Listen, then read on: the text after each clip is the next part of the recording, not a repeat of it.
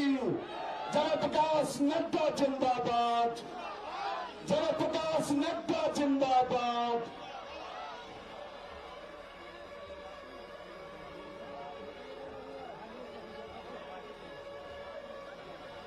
बोलिए भारत माता की, बोलिए भारत माता की, भारत माता की। आज के इस विशाल जनसभा में मंच पर उपस्थित भारतीय जनता पार्टी के प्रदेश के अध्यक्ष डॉक्टर संजय जायसवाल जी, हमारे विधानसभा में प्रतिपक्ष के नेता श्री विजय कुमार सिन्हा जी, हमारे विधान परिषद में प्रतिपक्ष के नेता श्री सम्राट चौधरी जी, हमारे केंद्र में मंत्री श्री नित्यानंद राय जी, हमारे यहाँ के इस क्लस्टर के प्रभारी और भारत सरकार में मंत्री श्री वीरेंद्र कुमार जी, हमारे बड़े भाई और पूर्व में मंत्री रहे सम्मानीय श्री रवि शंकर प्रसाद जी, हमारे सांसद मुजफ्फरपुर के श्री अजय निषाद जी, पूर्व उप मुख्यमंत्री तारकिशोर प्रसाद जी, बहन रेणु देवी जी, हमारे बिहार सरकार में पूर्व मंत्री मंगल पांडे जी, सैयद शाह नवाज हुसैन जी, हमारे प्रभारी विनोद तावड़े जी, सह प्रभारी और सांसद हरीश द्विवेदी जी, हमारे भीखू भाई, सम्मानित मंच, सभी हमारे विधानसभा और विधान परिषद के सदस्यगण जो मंच पर विराजमान हैं, और बड़ी संख्या में मैं सामने भी बैठा देख रहा हूं, और यहां उपस्थित बिहार की प्रबुद्ध जनता, देवी और सज्जनों, मीडिया के मेरे साथी, प्रिंट मीडिया और इलेक्ट्रॉनिक मीडिया के मेरे साथी, ये मेरा सौभाग्य है कि मुझे आज बिहार की चाणक्य की धरती पर आने का सौभाग्य मिला है। ऐसी धरती जो जागृत धरती है, उस धरती पर आने का मौका मिला है, और विशेष करके वैशाली आने का मौका मिला, जिस वैशाली में हमारे महावीर, भगवान महावीर का जन्म स्थान रहा, जैनों का पवित्र स्थान रहा, बुद्ध की कर्मस्थली भी रही। ऐसे पवित्र स्थान पर आने का मुझे मौका मिला है। मैं अपनी ओर से ऐसी पवित्र धरती को नमन करता हूं और आशीर्वाद लेकर अपनी बात को प्रारंभ करता हूं। मित्रों, हमारे पूर्व वक्ताओं ने बहुत सी बातें मुझसे आने के पहले और विजय जी ने मेरे सामने भी की है। मैं सबसे पहले तो बिहार की जनता को और यहां वैशाली में एकत्र आए इतनी बड़ी संख्या में हमारे नौजवान, हमारी माताएं, हमारी बहनें, हमारे बुजुर्ग इस ठंड में यहां एकत्र आए हैं, और मेरे 4 घंटे विलंब से पहुंचने के बावजूद भी आप डटे रहे हैं। ये इस बात का संकेत है कि बिहार बदलाव चाहता है और नई उमंग के साथ खड़ा होना चाहता है।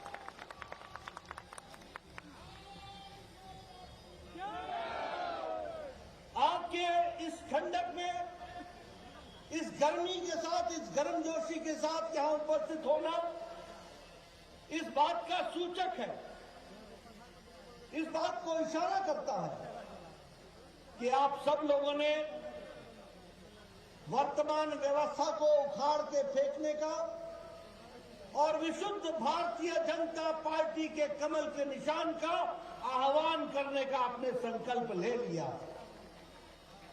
और इसीलिए ये जो आप सोच रहे हैं, इसको साकार करने का काम भारतीय जनता पार्टी ने भी संकल्प के रूप में लिया। और हम क्यों न लें? अगर हमारे पास भारत के यशस्वी प्रधानमंत्री नरेंद्र मोदी जी एक नेतृत्व की क्षमता रखने वाले, दुनिया में जिन्होंने अपने आप को स्थापित किया है, ऐसे हमारे नेता हो जिन्होंने विपरीत परिस्थिति में भी देश को आगे बढ़ाने में कोई कसर नहीं छोड़ी हो और उनकी इच्छा बिहार को फिर से आगे बढ़ाने की हो। ऐसे में बिहार की जनता पीछे कैसे रह सकती है? वो अभी आगे बढ़ करके उस काम को पूरा करेगी, ये मेरा विश्वास है। और जब मैं ये कहता हूं तो मैं ये भी आपसे कहना चाहता हूं कि आज हमारा सौभाग्य है कि जब दुनिया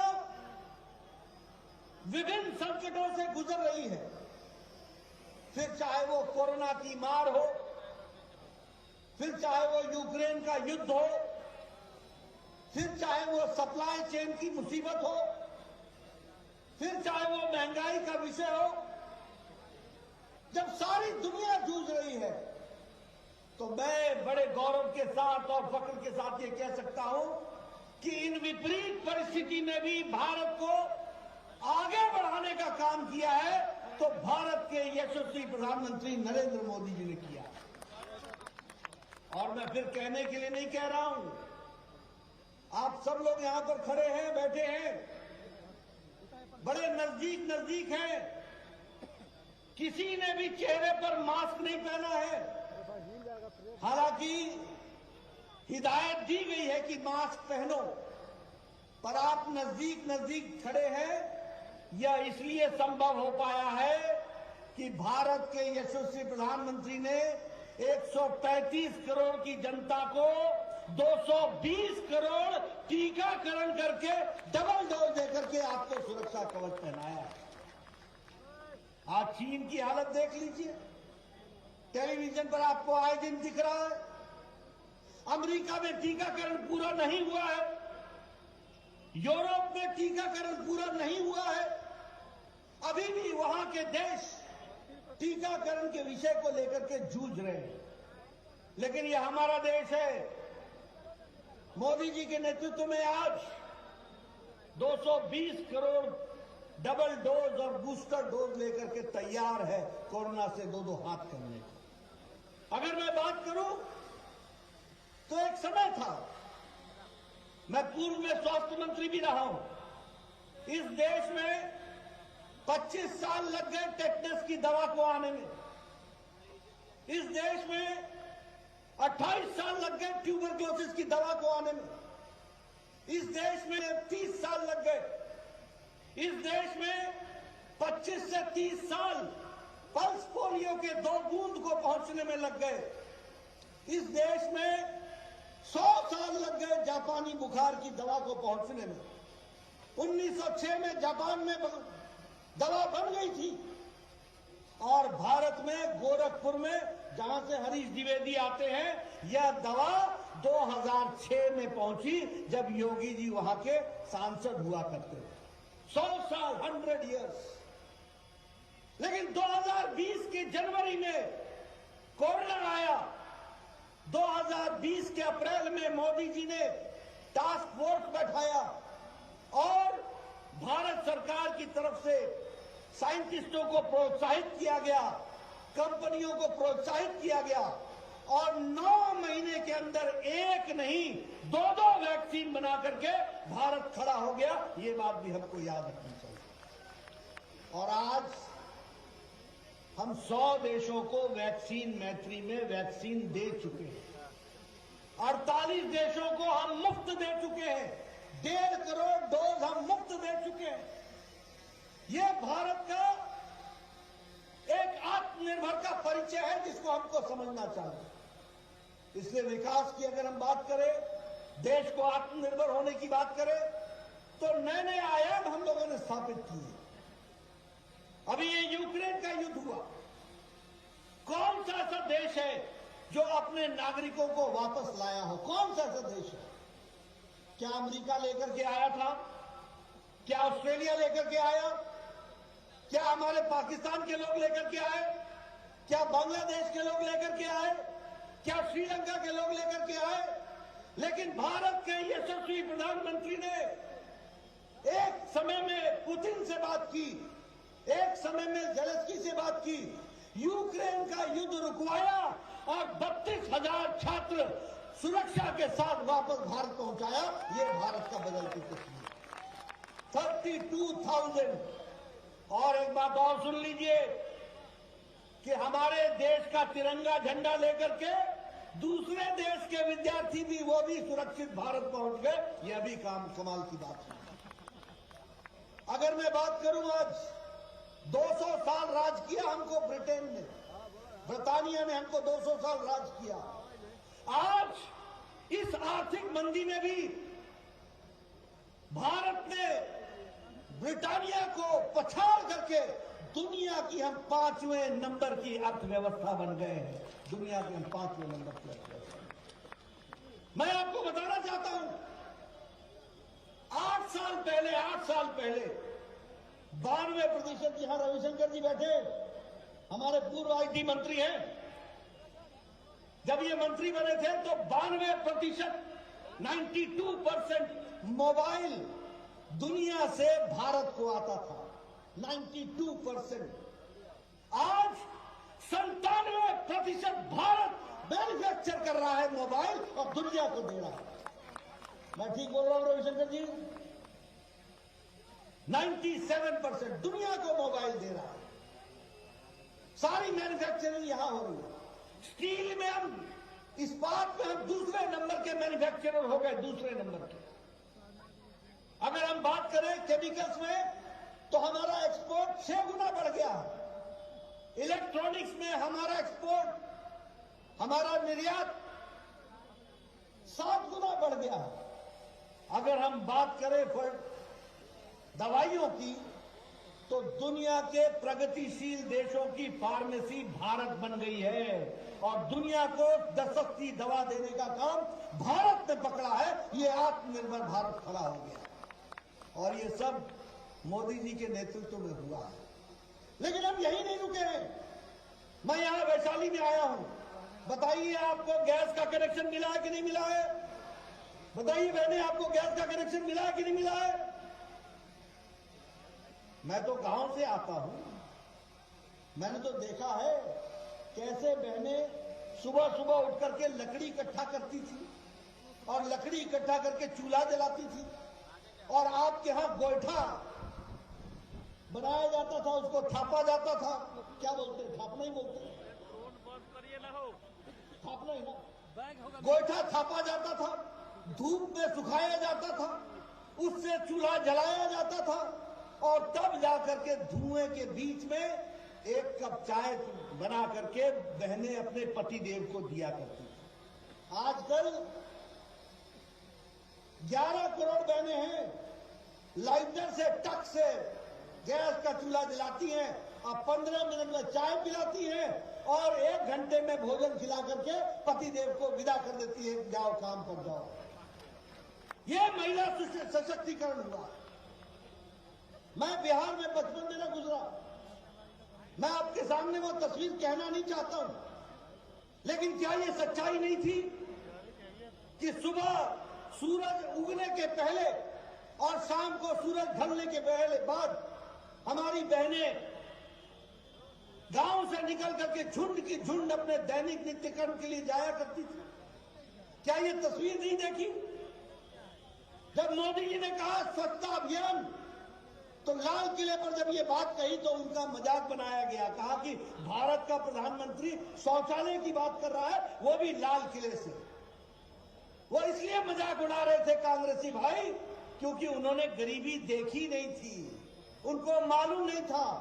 आज 12 करोड़ बहनों को इज्जत घर दे करके अगर भारत की महिलाओं को इज्जत दिया है तो नरेंद्र मोदी जी ने दिया। 12 करोड़ बहनों को। मेरा बचपन पटना में गुजरा, मैं आसपास के गांव देखा है, मैं जानता हूं। मुझे मालूम है ढिबरी क्या है, मुझे मालूम है लालटेन क्या है, मुझे मालूम है रात कैसे गुजरती थी। ढिबरी जलावा हो, ढिबरी जलावा हो। आज 18,000 गांव थे बिना बिजली के, 18,000 गांव। आज मोदी जी ने 18,000 गांवों को बिजली से युक्त कर दिया है और 2.5 करोड़ घरों पे बिजली पहुंचा दी है। ये आप समझिए। बताइए, आजादी आपको किसने दी? कैसी आजादी थी? आप बताइए, प्रधानमंत्री गरीब कल्याण अन्न योजना मिल रही है कि नहीं मिल रही है? 5 किलो गेहूं मिलता है कि नहीं मिलता है? 5 किलो चावल मिलता है कि नहीं मिलता है? आज भारत अति गरीबी में 1% से भी नीचे हो गया। जिसको गरीब भारत बोलते थे, उसमें अति गरीबी 1% से नीचे आ गई। और ये इसलिए आई है कि प्रधानमंत्री मोदी जी ने 80 करोड़ की जनता को 2 वक्त की रोटी का इंतजाम किया, 5 किलो गेहूं, 5 किलो चावल और 1 किलो दाल देने की व्यवस्था की।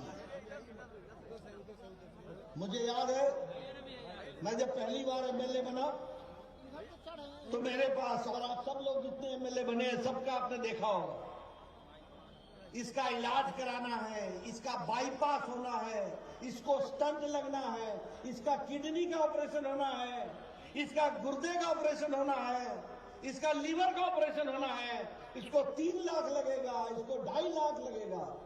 और मैं स्वास्थ्य मंत्री होता था और मैं कहता था, देखो भैया, मैं इतना तो नहीं दे पाऊंगा, कुछ तुम इंतजाम कर लो, मैं तुमको 1 लाख दे देता। मन में पीड़ा रहती थी कि ये 1 लाख दिया है, इससे बचेगा कि नहीं बचेगा मुझे मालूम नहीं, क्योंकि उसके पास अगर व्यवस्था और नहीं हुई तो ऑपरेशन नहीं होगा। लेकिन मोदी जी आए, भारत के प्रधानमंत्री बने, उन्होंने मुझे स्वास्थ्य मंत्री बनने का मौका दिया और कहा, नड्डा, कुछ बड़ा करना है और देश के गरीब लोगों की हमको स्वास्थ्य सुरक्षा देनी है। आपको जानकर खुशी होगी कि मोदी जी ने आयुष्मान भारत में 10 करोड़ 74 लाख परिवार, यानी 50 करोड़ लोग, और 50 करोड़ लोग का मतलब होता है सारी अमेरिका की जनसंख्या, सारी मेक्सिको की जनसंख्या, सारी कनाडा की जनसंख्या और आधी यूरोप की जनसंख्या जोड़ लो तो भारत का आयुष्मान भारत बनता है। इस बात को समझना चाहिए।